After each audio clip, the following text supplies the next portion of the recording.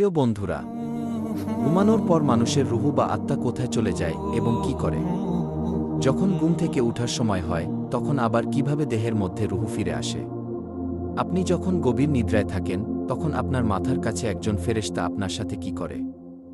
মহান আল্লাহ রব্বুল আলামিন এই পৃথিবীতে মানব সৃষ্টির পাশাপাশি তাদের জন্য বিভিন্ন কর্ম নির্ধারণ করেছেন এবং তাদের কর্মের ক্লান্তি দূর করে পুনরায় নতুন উদ্যমে কাজ শুরু করার জন্য ঘুম নির্ধারণ করেছেন। তিনি তার সৃষ্ট জীবের জন্য যে সকল নিয়ামত দান করেছেন তার মধ্যে ঘুম অন্যতম। আল্লাহ তাআলা পবিত্র কুরআনে ইরশাদ করেছেন, তোমাদের জন্য নিদ্রাকে করেছি ক্লান্তি দূরকারী। সূরা নাবা আয়াত ৯। তিনি আরও বলেন, আর তিনিই তোমাদের জন্য রাতকে আবরণ ও নিদ্রাকে আরামপ্রদ করেছেন এবং দিনকে করেছেন জাগ্রত থাকার সময়। সূরা ফুরকান আয়াত ৪৭। রুহু বা আত্মার ধরন, রকম, আকার, আকৃতি ও কার্যক্রম নিয়ে দার্শনিকদের মাঝে অনেক মতভেদ থাকলেও আত্মা যে ঘুমায় না তা নিয়ে কারও মাঝে মতভেদ নেই। তাহলে স্বাভাবিকভাবেই প্রশ্ন জাগে, আমরা যখন ঘুমিয়ে থাকি তখন আমাদের আত্মা কি করে বা কোথায় যায়? ঘুমানোর পর রুহু মানুষের শরীর থেকে বাহির হয়ে যায়, এটা কোরআনের আয়াত দ্বারা প্রমাণিত। পবিত্র কুরআনে বর্ণিত হয়েছে, আল্লাহ মহান, সকল জীবসমূহের প্রাণ হরণ করেন তাদের মৃত্যুর সময় এবং যারা মরেনি তাদের নিদ্রার সময়।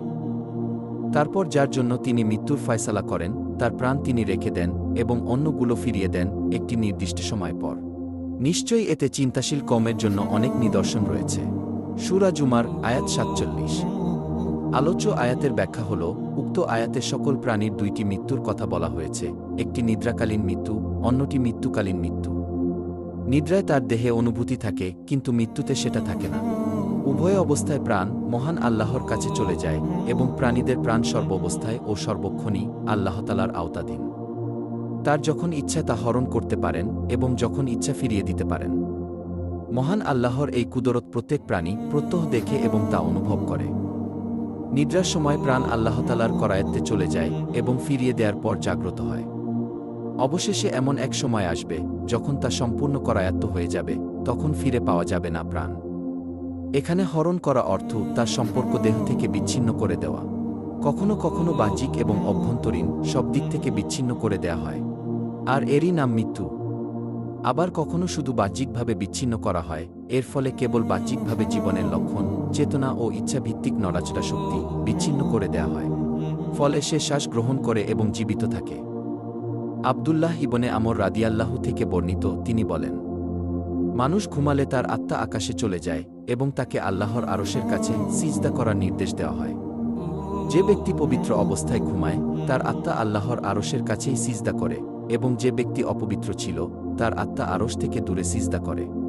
এজন্য রাসূল সাল্লাল্লাহু আলাইহিস সালাম বলেছেন, যখন তোমাদের কেউ ঘুমানোর জন্য তার বিছানায় যায় তখন সে যেন তার জামা কাপড় দিয়ে বিছানাটা ভালো করে পরিষ্কার করে, কারণ সে জানে না যে তার অনুপস্থিতিতে বিছানার উপর পীড়াদায়ক কোনো কিছু ছিল কিনা। তারপর সে এই দোয়া পাঠ করবে, হে আল্লাহ, আপনার নামে আমার শরীরটা বিছানায় রাখলাম এবং আপনারই নামে আমি আবার উঠব। আপনি যদি আমার আত্মাকে আটকে রাখেন তাহলে তার প্রতি রহম করুন, আর যদি আপনি তাকে ছেড়ে দেন তাহলে তাকে হেফাজতে রাখুন, যেমন আপনি আপনার নেক বান্দাদেরকে হেফাজত করেন। রাসূল সাল্লাল্লাহু আলাইহিস সালাম ইরশাদ করেন, যে ব্যক্তি পবিত্র অবস্থায় ঘুমায় তার মাথার কাছে একজন ফেরেশতা রাত যাপন করে এবং ওই ব্যক্তি জাগ্রত হওয়ার পূর্ব পর্যন্ত এই দোয়া করতে থাকে, হে আল্লাহ, তুমি তোমার এই বান্দাকে ক্ষমা করে দাও, কেননা সে পবিত্র অবস্থায় রাত যাপন করছে। ঘুমানোর পূর্বে এবং পরে রাসূল সাল্লাল্লাহু আলাইহিস সালাম থেকে অনেক দোয়া বর্ণিত, তার মধ্য থেকে ছোট্ট দুইটি গুরুত্বপূর্ণ দোয়া। ঘুমানোর আগের দোয়া, আল্লাহুম্মা বিস্মিকা আমুতু ওয়াহিয়া।